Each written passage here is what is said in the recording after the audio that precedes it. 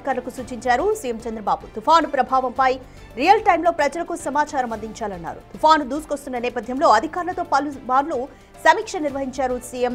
రాష్ట్రంలో పలు ప్రాంతాల్లో పబ్లిక్ అనౌన్స్మెంట్ సిస్టమ్ ని ఏర్పాటు చేసినట్లుగా అధికారులు తెలిపారు.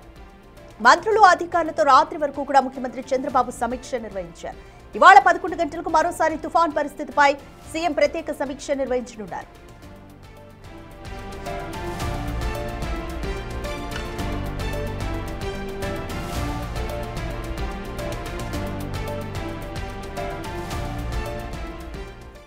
మోర్ డీటెయిల్స్ మా ప్రతినిధి శివశంకర్ అందిస్తారు. శివశంకర్, మోందా తుఫాను నేపథ్యంలో సీఎం చంద్రబాబు నాయుడు అన్ని శాఖలను కూడా అప్రమత్తం చేశారు. ఎప్పటికప్పుడు వీడియో కాన్ఫరెన్స్ ను కూడా నిర్వహిస్తున్నారు.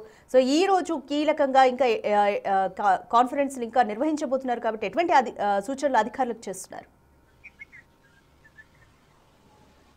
రాధిక, మనం చూసుకున్నట్లయితే నిన్నటి నుంచి కూడా ఎడతెరపు లేకుండా రాష్ట్ర వ్యాప్తంగా విస్తారంగా వర్షాలు కురుస్తున్న పరిస్థితి. ముఖ్యంగా కోస్తా తీరం వెంబడి ఏదైతే మన కోస్టల్ బెల్ట్ ఉందో ఈ కోస్టల్ బెల్ట్ అటు శ్రీకాకుళం నుంచి నెల్లూరు వరకు మనకి చూసుకున్నట్లయితే పెద్ద ఎత్తున వర్షాలు పడుతున్నటువంటి పరిస్థితి మనకు కనిపిస్తా ఉంది. అంటే అన్ని జిల్లాల్లో మొత్తం చూసుకున్నట్లయితే ఓవరాల్ గా మనకి శ్రీకాకుళం నెల్లూరు వరకు అన్ని జిల్లాల్లో కూడా ఈ ఎఫెక్ట్ కనిపిస్తా ఉంది. అయితే అక్కడక్కడ కాస్త అటు శ్రీకాకుళంలో ప్రస్తుతానికి ఉత్తరాంధ్ర వ్యాప్తంగా మనం చూస్తే శ్రీకాకుళంలో కాస్త అంత ప్రభావం లేనప్పటికీ విజయనగరం, విశాఖపట్నంలో మాత్రం తీవ్రత చాలా ఎక్కువగా ఉన్నట్లయితే మనకు చాలా స్పష్టంగా తెలుస్తుంది. అటు గాళ్లు కావచ్చు, వర్షం బీభత్సం కావచ్చు, నిన్నటి నుంచి ఎక్కడ కూడా గ్యాప్ లేకుండా వర్షం కురుస్తున్నటువంటి సిచ్యువేషన్ మనం చూస్తున్నాం. ఎక్కడ కూడా ఎడతెరిపి అనేది ఇవ్వట్లేదు అసలు. ఎందుకంటే ఒక 5 మినిట్స్ ఆగిందంటే ఒక మోర్ దెన్ 1 అవర్ పాటు బీభత్సంగా వర్షం, కొండపోత వర్షాలు కూడా పడుతున్నటువంటి పరిస్థితి మనకు కనిపిస్తా ఉంది.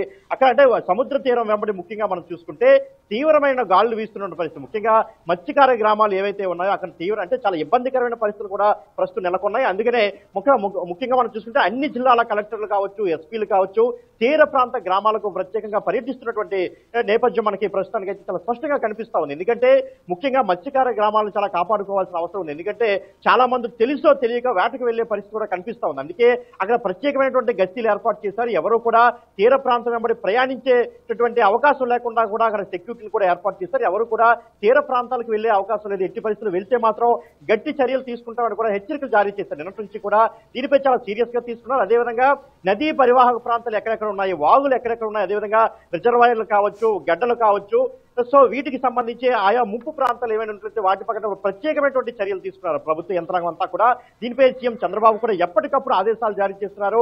ఏ ఒక్క విషయాన్ని కూడా తేలిగ్గా తీసుకోవద్దు, ప్రజలకు ఎప్పటికప్పుడు రియల్ టైం సమాచారాన్ని అందించాలి. వర్ష బీభత్సం ఎలా ఉండబోతుంది, రాబోయే 2-3 గంటలు ఎలా ఉండబోతుంది, అంటే రాత్రికి ఎలా ఉండబోతుంది, మరుసటి రోజు ఉదయం ఎలా ఉండబోతుంది అనే విషయాలపై కూడా ప్రత్యేకమైన దృష్టి సారించి మొత్తానికి ఆయా జిల్లాల యొక్క ఇన్ఛార్జ్ మంత్రులు కావచ్చు, అదేవిధంగా జిల్లాలో ఉండే మంత్రులు కావచ్చు, ఎమ్మెల్యేలు కావచ్చు, జిల్లా కలెక్టర్లకు ఎప్పటికప్పుడు స్పష్టమైన ఆదేశాలు జారీ చేస్తున్నారు. మరోవైపు వాతావరణ శాఖకు సంబంధించి ప్రత్యేకమైన అధికారులు కూడా ప్రతి ఒక్క అంటే ఒక రీజన్లకు సంబంధించి ప్రత్యేకమైన అధికారులు కూడా ఉంచారు. ప్రత్యేకమైన అధికారులు కూడా అన్ని జిల్లాలకు తిరుగుతూ అక్కడ పరిస్థితులు ఏ విధంగా ఉన్నాయో కూడా సమీక్షిస్తున్నారు. ముఖ్యంగా మనం చూసుకుంటే ఏదైతే ఈ రిజర్వాయర్లు, వాగులు, వంకలు, వరదలు పోయించే, ఎందుకంటే ఈ ప్రస్తుతానికి మొంతా తుఫాను ప్రభావంతో మనకి ముఖ్యంగా వరదలు ఎక్కువగా వచ్చే అవకాశం చాలా ఎక్కువగా ఉంది. సో ఈ వరద ప్రభావిత ప్రాంతాలు ఏవే ఉన్నాయి, గతంలో ఏ ప్రాంతాల్లో వరదలు ఎక్కువగా వచ్చి ఆయా ప్రాంతాల ప్రజలు నష్టపోయారని దానిపై కూడా అధికారులు దృష్టి సారించి ఆయా ప్రాంతాల్లో పునరావాస కేంద్రాలను ఏర్పాటు చేశారు, పోలీసుల్ని ఏర్పాటు చేశారు. 8 ఎస్టీఆర్ఎఫ్ బృందాలను కూడా ఒక్క విజయనగరం జిల్లాలో 8 ఎస్టీఆర్ఎఫ్ బృందాలను ఏర్పాటు చేసి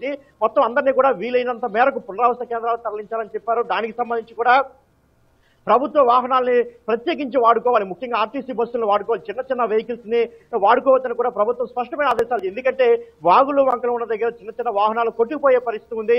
ఈ గాలి వీచినప్పుడు కూడా ఈ వాహనాలు కొంత ప్రమాదాలు ఏర్పడే పరిస్థితి ఉంది. అదేవిధంగా రోడ్లపై స్కిడ్ అయ్యే అవకాశం ఉంటుంది. ఎందుకంటే రూరల్ ప్రాంతాల్లో, గిరిజన ప్రాంతాల్లో మనం చూసుకున్నట్లయితే ఎక్కడా కూడా సరైన రోడ్లు వసతి లేని పరిస్థితి. కాబట్టి అటువంటి వాటిల్లో ఎక్స్పీరియన్స్ డ్రైవర్ ఉన్నటువంటి ఆర్టీసీ బస్సులు కనుక తీసుకున్నట్లయితే ప్రజల్ని మరింత వేగంగా సురక్షిత ప్రాంతాలకు తరలించవచ్చు అనే ఉద్దేశంతో ప్రభుత్వం కూడా అనేక రకమైన చర్యలు చేపట్టింది. ఇప్పటికే మనం చూసుకుంటే రాష్ట్ర వ్యాప్తంగా 19 కోట్ల రూపాయలని ఈ విపత్తు శాఖకు సంబంధించి నిధులు కూడా మంజూరు చేసింది. ఈ నిధులకు సంబంధించి కేవలం త్రాగునీరు కావచ్చు, ఆహారం, అంటే మౌలిక వస్తువులకు సంబంధించి, అంటే ప్రజలను తరలించడానికి వెహికల్స్ కావచ్చు, కేవలం మౌలిక వస్తువులకు సంబంధించి ప్రభుత్వం 19 కోట్ల రూపాయలు అయితే కేటాయించింది. ఒక విజయనగరం జిల్లాకు సంబంధించి 1 కోటి రూపాయలు కూడా కేటాయించడం జరిగింది. అంటే మొత్తం ఎక్కడా కూడా ఓవరాల్ గా చూసుకుంటే ఎక్కడా ఏ ఇబ్బంది లేకుండా ప్రజలందరినీ కూడా సురక్షిత ప్రాంతాలకు తరలించాలి. అదేవిధంగా శిథిలావస్థమైనటువంటి బిల్డింగ్లు కావచ్చు, పాడుపడిన బిల్డింగ్లు ఎక్కడా కూడా ఎవరిని ఉండనివ్వట్లేదు. అదేవిధంగా మట్టితో ఉన్నట్టు నిర్మించినటువంటి ఇల్లు, అంటే పడిపోయే స్థితిలో ఉన్నటువంటి ఇళ్ల నుంచి కూడా ప్రజలను సురక్షిత ప్రాంతాలకు తరలించే ఏర్పాట్లు కూడా అధికారులు గట్టిగానే చేస్తున్నారు.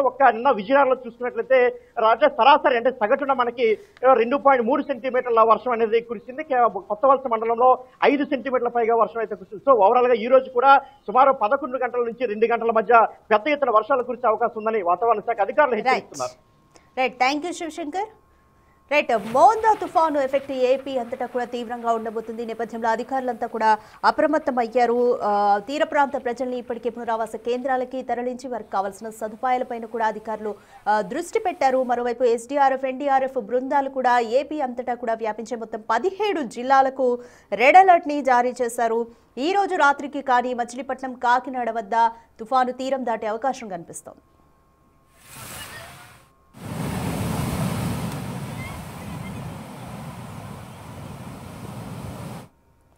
రైట్, యానం అంతటా కూడా పరిస్థితి ఏ విధంగా ఉందో యానం నుండి మా ప్రతినిధి రాజేష్ అందిస్తారు. రైట్ రాజేష్, తూర్పుగోదావరి జిల్లా వ్యాప్తంగా కూడా సిచ్యువేషన్ ఏ విధంగా ఉంది? ఎంతమంది ఎన్డీఆర్ఎఫ్, ఎస్డీఆర్ఎఫ్ బృందాలను అక్కడ మోహరించారు? అధికారులు ఎటువంటి చర్యలు తీసుకుంటున్నారు?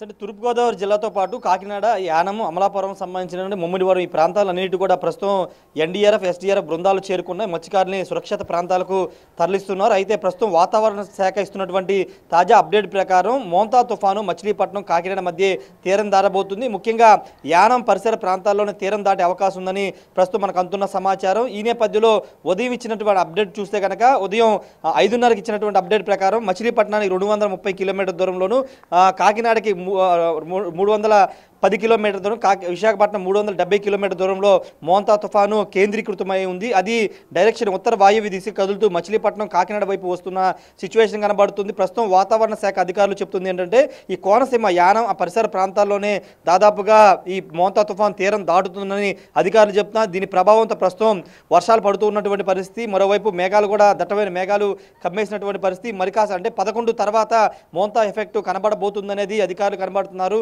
మోంతా ఎఫెక్ట్ 11 తర్వాత చాలా ఎక్కువగా ఉంటుంది, ప్రజలు ఎవరు బయటికి రావద్దంటూ అధికారులు చెప్తున్నారు. మరోవైపు ముఖ్యంగా మత్స్యకార గ్రామాలన్నీ ఎక్కువగా ఉంటాయి. కాకినాడతో పాటు యానం ఈ పరిసర ప్రాంతాల్లో మత్స్యకార గ్రామాలు ప్రజలు ఎక్కువ ఉంటారు. సముద్రం మీద ఆధారపడి జీవించే వాళ్ళు ఉంటారు. వాళ్ళందరినీ కూడా ఇప్పటికే పునరావాస కేంద్రాలకు, సురక్షిత ప్రాంతాలకు తరలించారు. అక్కడ స్థానికంగా పునరావాస కేంద్రాల్లో ఆహారాన్ని అన్ని కూడా అందిస్తున్నటువంటి పరిస్థితి. మరోవైపు జిల్లా కలెక్టరు, రెవెన్యూ అధికారులు అందరూ కూడా ఎక్కడికక్కడ సమీక్షలు నిర్వహిస్తున్నారు. ఎక్కడ ఎలాంటి ఇబ్బంది తలెత్తుకోకుండా మోంతా తుఫాను ప్రభావాన్ని ప్రజల మీద లేకుండా చూడడానికి అధికారులందరూ కూడా సమీక్షలు నిర్వహిస్తున్నారు. ముఖ్యమంత్రి చంద్రబాబు కూడా అటు సచివాలయంలో మరి కాసేపట్లోనే సమీక్ష కూడా నిర్వహించబోతున్నటువంటి పరిస్థితి. ప్రస్తుతానికైతే వర్షం కొంత తగ్గుముఖం పట్టింది, కానీ ఈ యానం పరిసర ప్రాంతాలు అయితే దట్టమైన మేఘాలు అయితే కమ్ముకున్నాయి. మరి అంటే 11 తర్వాత పూర్తి స్థాయిలో దీని ప్రభావం కనబడే అవకాశం ఉంది. భారీ వర్షాలు కూడా కురిసే అవకాశం కనబడుతుంది.